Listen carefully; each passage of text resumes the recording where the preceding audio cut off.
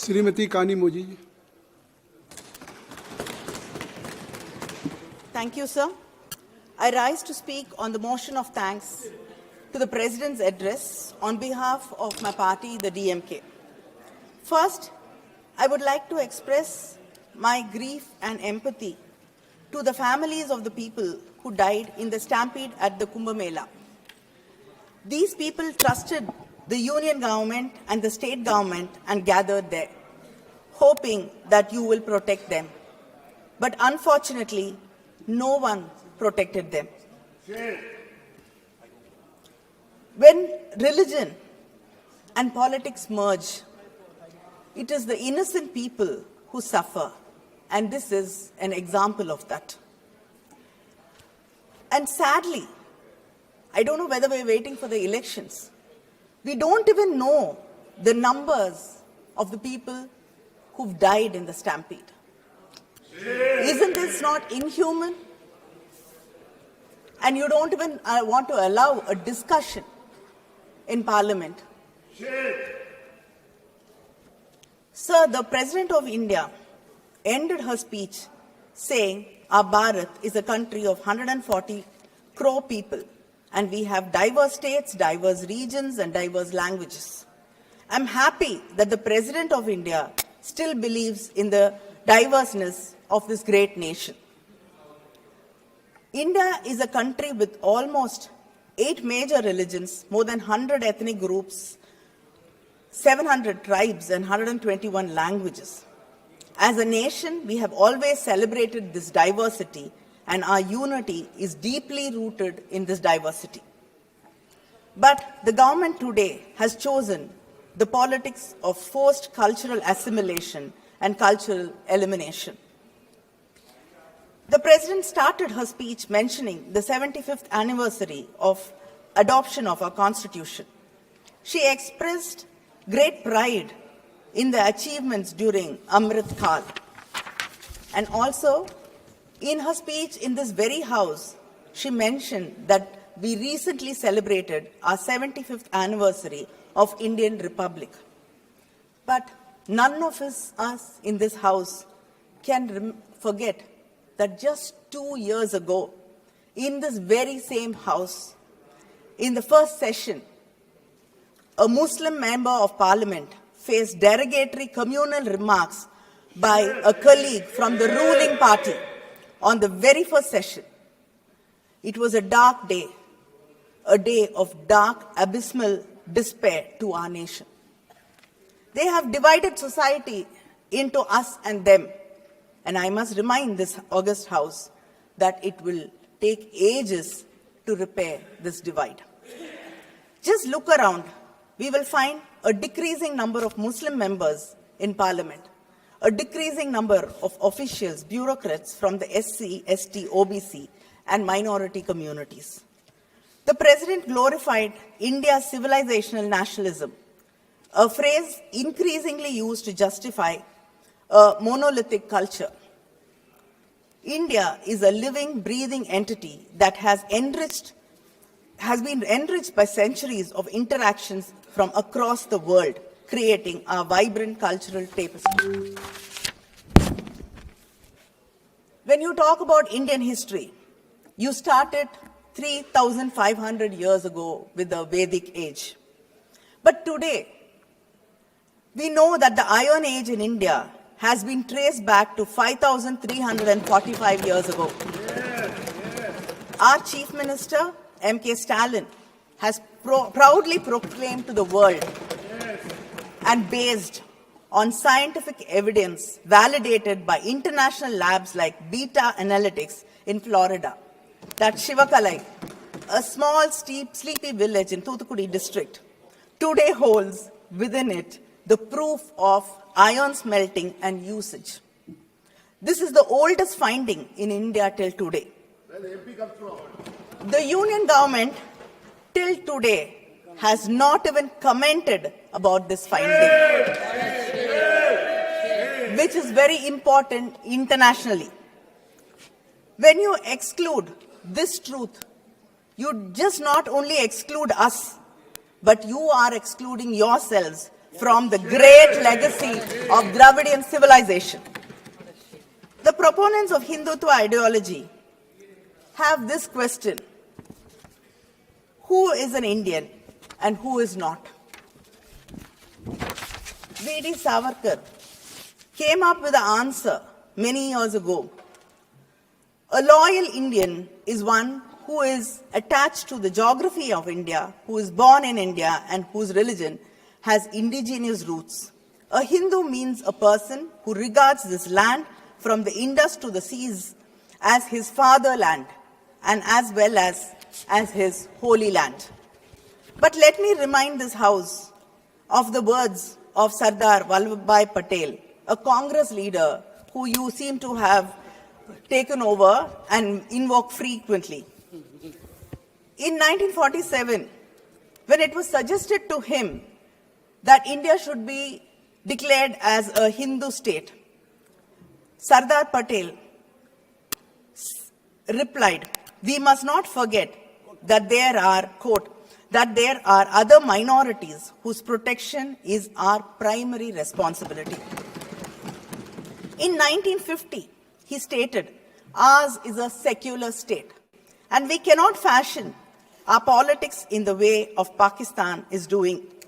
Here, every Muslim should feel that he is an Indian citizen and has equal rights as an Indian." The government celebrates Sardar Vallabhbhai Patel. It disregards most of his fundamental principles. If you truly respect him, please protect every citizen, honor every culture, and stop selective imposition of one ideology over the rest.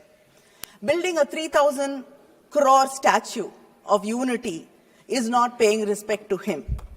Please understand his words and implement it. That is true tribute to any leader. But this government ensures in every possible way that the minorities of this country do not feel comfortable. They are kept on edge and feel like outsiders. The CAA, Triple Talaq, the Work Board Bill, the Uniform Civil Code, mob lynching, and state excesses are the unending examples of how you push the minorities and make them feel threatened. In August 2019, this government revoked the autonomy of Kashmir, the only Muslim majority state in India, and made it a union territory. Around the same time, you passed a new amendment to the anti-terror law. In this amendment ensured and gave you the right to classify individuals as terrorists and promoters of terrorism. And under this law, hundreds of Kashmiri politicians, activists were jailed, civil liberties were suspended, and protests banned. A few months later, the CAA, this provided a fast track to citizenship for many minority communities. The law specified that communities which could use this law were Buddhists, Christians, Hindus, Jains, Parsis, and Sikhs. These communities made it to the list, but the Muslims were omitted despite their presence in countries where they are minorities and have been persecuted and have even suffered violent attacks. And in many of the BJP-ruled states, you've coined a term, love jihad, where adult men and women are not allowed to get married to each other because they belong to different religious groups. And your reasoning is that Hindus will become a minority in this country. India has 14% Muslim population and almost 80% Hindu population. Creating false narratives like this is your way of politics. But at least let people, individuals who have the right to make a personal choice in their private lives, let them live a life. And we've seen in most of the BJP-ruled states, mobs assault minorities while the police stand idle. I can't even say mobs assault them because in some states, the authorities themselves bulldoze Muslim homes and businesses. And lynchings cannot become widespread without atmosphere of impunity which you are ready to give. Attack on civil society groups are surging. Any voice of dissent is called anti-national. In November 2021, the National Security Advisor, Ajit Doval, told the graduating class of the National Police Academy in Hyderabad, the new frontiers of war is the civil society. The National Security Advisor tells the National Police Academy in Hyderabad that the new frontiers of war is the civil society. Since 2015, close to 17,000 civil society organizations have been denied registration or renewal. Next, the Christian NGOs are disproportionately losing their FCRA licenses. Out of the 2,257 NGOs who've lost their FCRA licenses, 1,626 are affiliated with Christian social programs. This is a targeted financial stranglehold on organizations that serve the India's most vulnerable population. The Christian community, which constitutes around 11.54% of the total religious population, operates 72% of all religious minority schools in India, and over 5,000 hospitals in rural places. But still, you do not want them to help the marginalized, the underprivileged. Attacks on Christian organizations and churches have escalated over the years, with Uttar Pradesh emerging as the hotspot. This government campaigns under the banner Sabka Saath, but seems to be unable or unwilling to safeguard its minorities and failing its marginalized Indians. The Honorable President, in her address, mentioned about the spirit of Sabka Saath, Sabka Vikas, Sabka Vishwas, Sabka Prayas. I got a copy of the English translation of the President's speech. And when I got the copy, I was very confident that I will be able to read through it without anybody's help or support. But I was mistaken.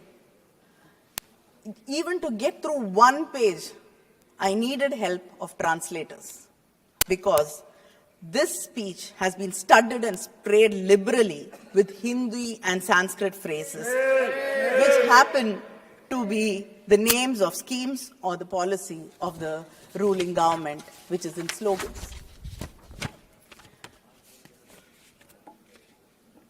So, how can you talk about we together if your own, even translations do not include us and they are excluding us? And the President, and I think Honorable Speaker from the BJP also spoke about the Kashi Tamil Sangamam and the Saurashtra Tamil Sangamam. You remember all these only during elections. Okay, but let us leave that alone. But for you, Tamil seems to start in Kasi and end in Gujarat. But it is a living language. I'd like to ask, if you really care about, you quote Tirukkural also, and I think that only mention of Tamil Nadu or anything Tamil in the budget was Tirukkural. Nothing apart from that. So, between 2014 and 2022, the union government has allocated 74 crores for the Central Institute of Tamil Nadu, in Tamil Nadu. Whereas it has allocated to the the Central Sanskrit University, 1,487.81 crores. We don't have staff in the Central University. We do not have epigraphists to decipher Tamil inscriptions. The President in her speech proudly proclaimed that manuscripts are being digitized. I'd like to bring it to the notice of this House that the Tamil manuscripts in Tamil University in Tanjavur are being digitized with the help of the British Library in London instead of the support of the Union government. Legislature, judiciary, and the executive are three pillars of the democracy. But this government is undermining all three. The key democratic institutions may have formally remained in place, but the norms and practices which hold democracy have deteriorated. The Weedham report on democracy says India has been downgraded to the state of electoral autocracy.